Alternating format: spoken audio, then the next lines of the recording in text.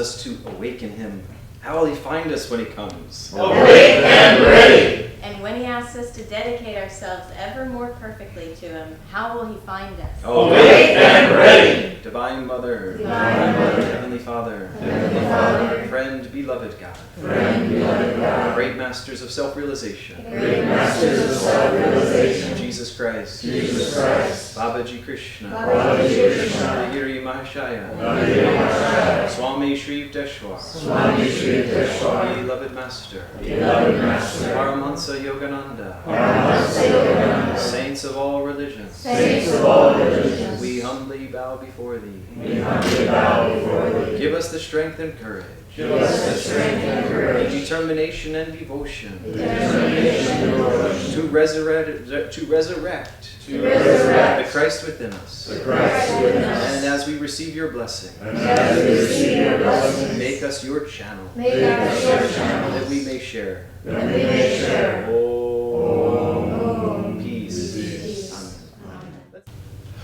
Amen. The man that was Jesus had shown his pure form. Upon a high mountain he stood, transfigured,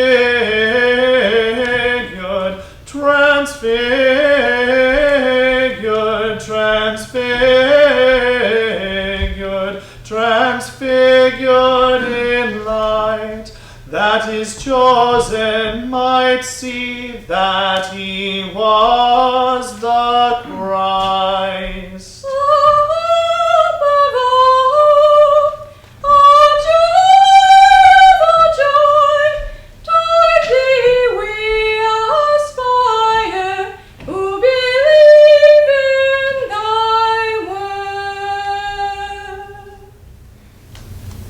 Continuing to meditate with your eyes uplifted. Listen to these words for our affirmation for this week. Enthusiasm by Swami Ananda. Enthusiasm is the spirit of joy channeled through the power of the will. If we want to know joy, we must live always in the full expectation of it. Not even earthly happiness can come to those who demand it glumly, or who work for it with their eyes to the ground. To achieve happiness, one must work with happiness. To achieve divine joy, one must be keenly enthusiastic in everything one does. Never presume, never brush aside that subtle feeling of doubt which attends false emotional enthusiasm.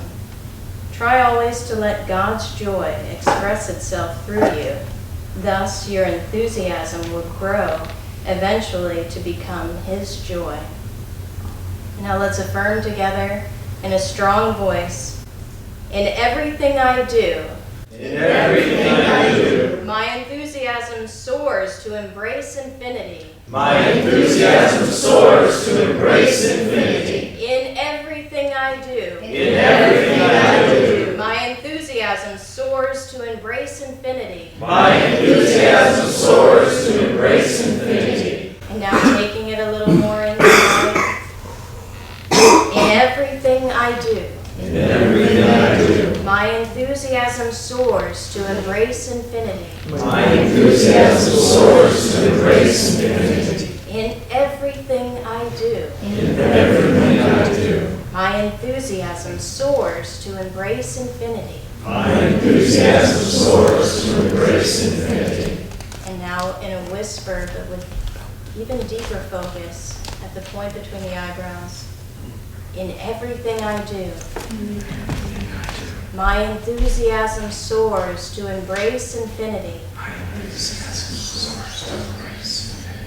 In everything I do, my enthusiasm soars to embrace infinity. And now silently with the deepest focus, broadcasting with vigor, silently. In everything I do, my enthusiasm soars to embrace infinity. In everything I do, my enthusiasm soars to embrace infinity. Pray silently with me. O perfect bliss, guide me, that I express thee through my every feeling. May my enthusiasm be a channel for thy joy. Om.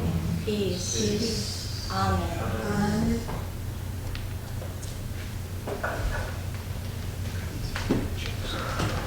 Good morning. Happy Easter. Happy Easter. I have a few chairs sprinkled around if anybody back there would like a chair. For those who are new, visiting for the first time, welcome. My name is Dharma Devi. This is my husband, Narayan. And welcome to those joining us online.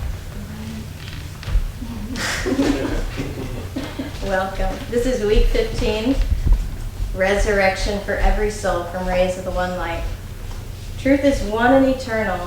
Realize oneness with it in your deathless self within. The following commentary is based on the teachings of Paramahansa Yogananda. In the Gospel of St. John, chapter 20, we read the inspiring account of Jesus' resurrection. The first day of the week cometh Mary Magdalene early, when it was yet dark, unto the sepulchre, and seeth the stone taken away from the sepulchre. Then she runneth, and cometh to Simon Peter, and to the other disciple whom Jesus loved, and saith unto them, They have taken away the Lord. Then the same day at evening, being the first day of the week, when the doors were shut where the disciples were assembled for fear of the Jews, came Jesus and stood in their midst, and saith unto them, Peace be unto you. The resurrection of Jesus, doubted by many but affirmed by those who were close to him, was a miraculous event, though one not unique in history, for many great saints of other religions have appeared to their disciples after death. Sometimes their appearances have been as that of Jesus was in flesh and blood form, and not only in vision. Paramahansa Yogananda relates in Autobiography of a Yogi the account of his guru Sri Yukteswar's resurrection after his earthly passing. Miracles of this type are revealed only rarely to the masses, but accounts of them, related by men and women of reputed truthfulness, have inspired many devotees with faith in the reality of subtler than material states of existence. Resurrection, Yogananda explained, means transformation, ultimately, from any lower state of being to a higher one. Worldly consciousness cannot imagine such transformation except in terms of perhaps an improvement of the present mess of pottage with the addition of a new flavoring. Divine consciousness, however, is capable of taking the base metal of worldliness and transforming it into the spiritual gold of divine wisdom and love. In keeping with this truth, the Bhagavad Gita in the 9th chapter tells us, Ah, ye who into this world are come, fleeting and false, set your faith fast on me, fix heart and thought on me, adore me, bring offerings to me, make me prostrations, make me your supremest joy, and undivided unto my rest. Your spirits shall be guided. Thus, through Holy Scripture, God has spoken to mankind.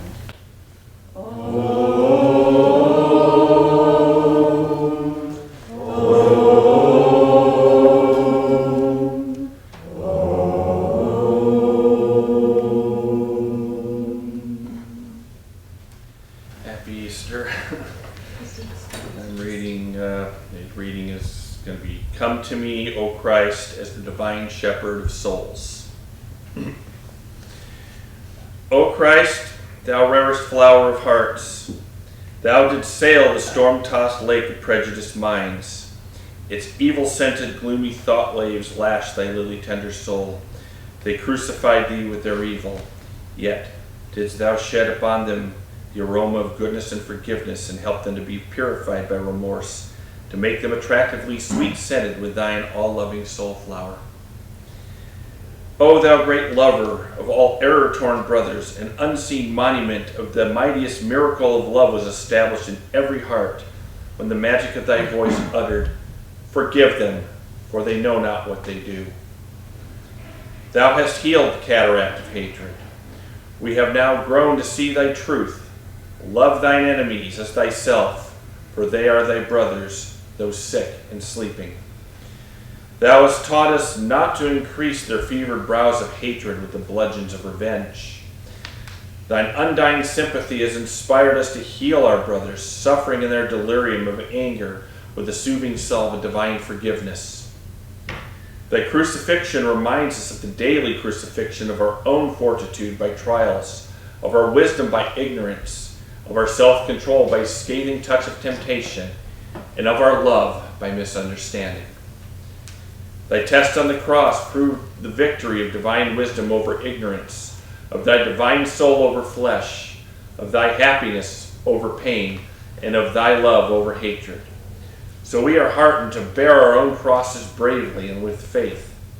Teach us, when we are crucified by harshness, to pour out only sweetness, to bear with calmness the assaults of worry, and to give understanding unceasingly to those who unjustly hate us. O shepherd of souls, wondering hearts are seeking of themselves the one fold of divine devotion. We have heard the ever-calling music of thy infinite kindness. Our one desire is to find our home in thee, to receive the cosmic Father with the joyous open eyes of wisdom, and to know that all of us are sons of our own one God.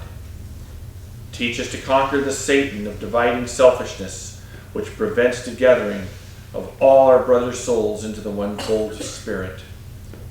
Calling to one another by the watchword, love him who loves you, and love all who love you not. Let us rally behind the canopy of the universal oneness of the Christ. Amen.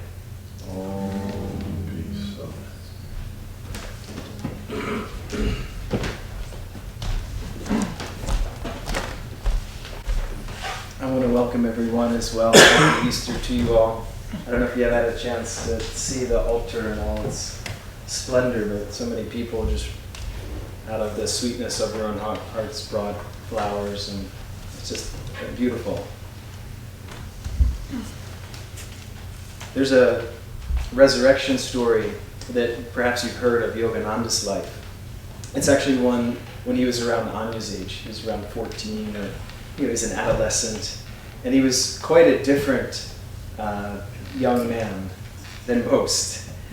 He meditated. He had this resolution that he wanted to have a really long meditation.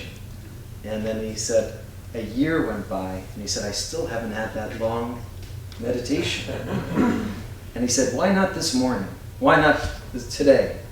And so he did. So he went into his attic chamber room, and some of you have been there, to 4 Garpar Road, and he went into an ecstatic meditation for 48 hours. And there was part of that meditation where he levitated, where he had deep rapture with God. And when he came out of that meditation, one of the cooks was walking by him, and he just touched the cook. And the cook had a pain in his back for years, and he was instantaneously healed. Mm-hmm. And then so he went to the dinner table there.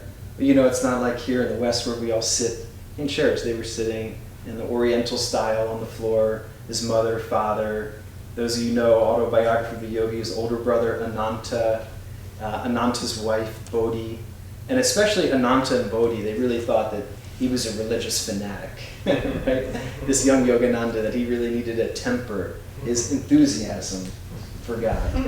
And Yogananda thought, I'm going to play with that. He said, especially Bodhi, I'm going to play with her. And he had just come out of this deep meditation, and he withdrew his life force, and he fell back onto the floor, seemingly dead. And they went up in arms, and Bodhi especially said, oh my God, what has happened? So they called the family doctor. The doctor comes. There's all this commotion. You know, you can imagine if your child keeled over, that would be quite alarming. And the family doctor pronounced him dead. Now they're wailing. And Bodhi says, this is what happens with too much yoga practice. And they had a servant there. They had an older woman named Maid Ma. And she was more like a mother, than a servant. She was part of the family. And Maid Ma loved young Mukunda. He was Mukunda then.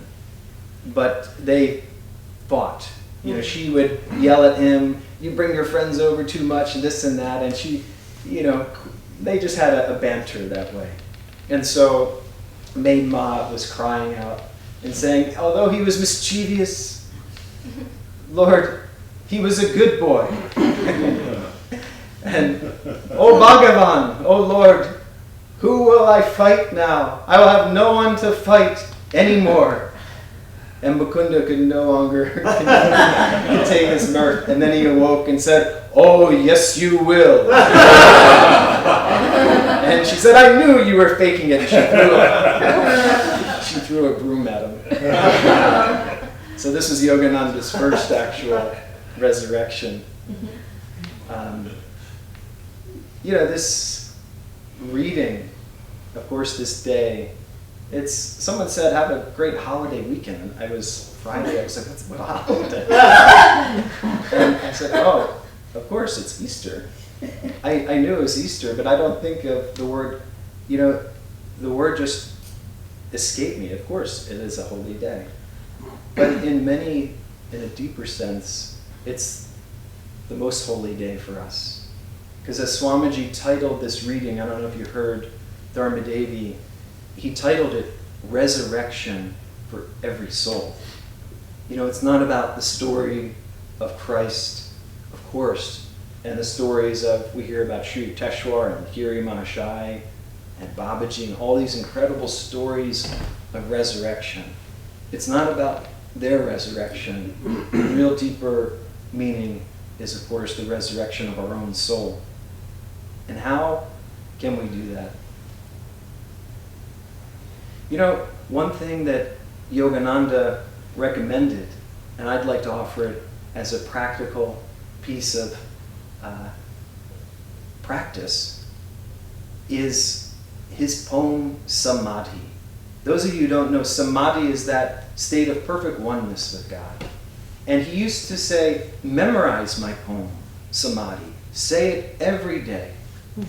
And I've often joked with Keshava, because he's an actor, and people in Hollywood memorize some really bad scripts. And, Samadhi is a longer poem, and some people say, oh, I can't memorize Samadhi. You could memorize Samadhi. You just start with one line a day. And the first line is vanished the veils of light and shade. When everything begins to, the dualistic nature of this world recedes, then we can touch the Christ. Then we can touch that state of oneness with God. And that entire poem, of course, nothing can capture the essence of the experience. We have to capture it in our own heart and soul. But it helps to stir within us the memory of our Samadhi. Because this is one of the most inspiring things of the spiritual path, is that it's a circular journey. We don't have to really go anywhere. We just have to uncover. Open thy cover, let me discover my beloved Lord in my heart of hearts. And there's that other line in Samadhi where Yogananda says, my newly wakened memory divine. I love that. Because it's new, and yet it's a memory, and it's old at the same time. That is so reassuring. It fills you with such hope. And that is something that that is also a way that we can be a lighthouse for others. Dharmadevi was sharing this reading I wanted to share with you. This is from Yogananda's new book that Crystal Clarity put out called How to Awaken Your True Potential. And these are old articles and lessons of Yogananda that have been put together on this topic. And this is on hope. Hope is the eternal light on the dark pathway through which the soul must travel for incarnations in order to reach God. Human beings hope and try for a while, but if they fail a dozen times, they cease to hope and become despondent. The divine man never ceases to hope, for he knows that he has all eternity in which to materialize his dreams. To kill hope and be despondent is to put on an animal mask of limitation and to hide your divine identity of almightiness. Instead, hope for the highest and the best, for as a child of God, nothing is too good for you. Keep on hoping. Hope is born from the intuitive knowing of the soul that eventually we will remember the forgotten image of God within us. Isn't that divinely inspiring? So to be that kind of lighthouse for others, that's why, Satan's greatest trick is despondency, is despair, is discouragement. So to be of encouragement, to be positive, that's why Swamiji was this great example of saying yes to life. Of course, it's very easy to say no. Oh my God, so many, the state that the world is in today, right? There's many we can all make up. This is where the disciples were, right? There's right within our heart. There's this tendency, the carping spirit, and then there's also constructive doubt. There's destructive doubt and there's constructive. The constructive questions, we're really, if you think about it, we define ourselves by the questions that we ask. Oh, how could he have done that to me? Oh, why was she like that? Oh, if only this, oh, if only that. Where, if we turn it around, in that chant that Swamiji has, it's called, How Shall I Love Thee? How shall I love Thee, Lord my God? How shall I serve Thee? How shall I worship Thee? How shall I? If we turn it around, and that's why it hinges on our self-identity. Where our self-identity? Am I Ukrainian? Am I this? Am I that? Or am I he? I am he. I am he. And that's why memorizing that poem Samadhi, just taking one line a day, it helps to remind us of who we are on that deeper level. Of course, we all go through the maelstrom of life and we get caught.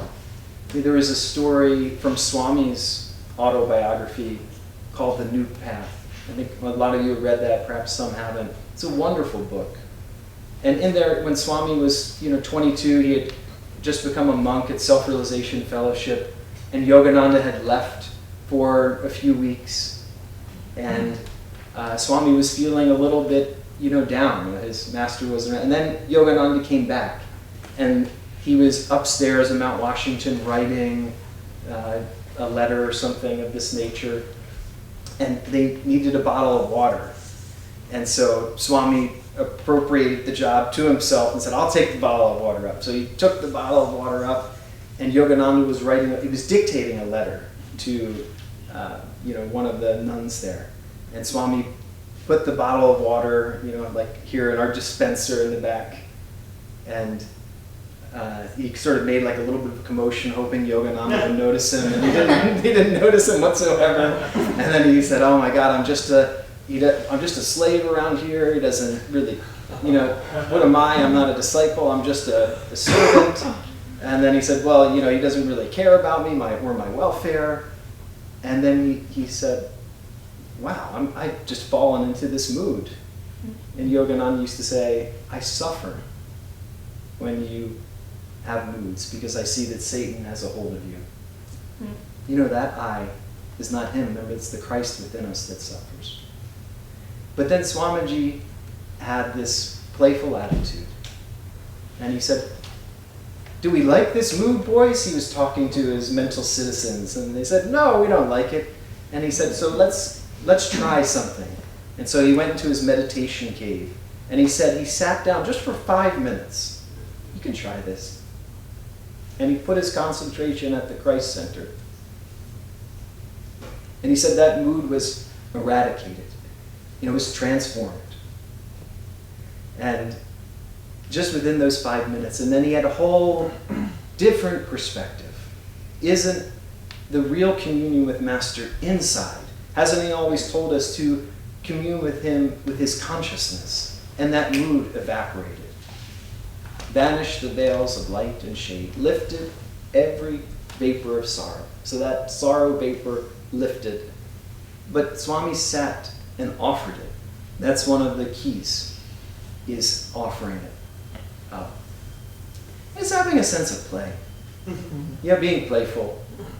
We had to take we had like a big thing of toilet paper, and I had to take it out of the bag, so I just started stacking toilet paper in our bathroom, and it became like this toilet paper tower. And so I said, I just felt, I'll write a poem to the tower of toilet paper. Shall this tower of toilet paper power fall from its high stature, each roll spilling to the ground and speaking of its own self-importance, singular sheets, until one lone roll sings, "Oh no, return me to the dispenser, unroll me into nothingness."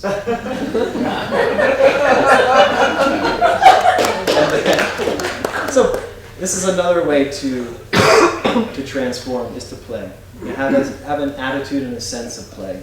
Don't get too heavy and too, everyone's got a story, and the important thing for us to remember is to love God, because that is the ultimate elixir. You ever play Monopoly? What was that get out of jail free card? The ultimate get out of jail free card is the grace of God. And that grace of God comes to you when you open your heart to him. And how do you do that? By communing daily in deep silence with the Christ, with that stillness of spirit that's right within you.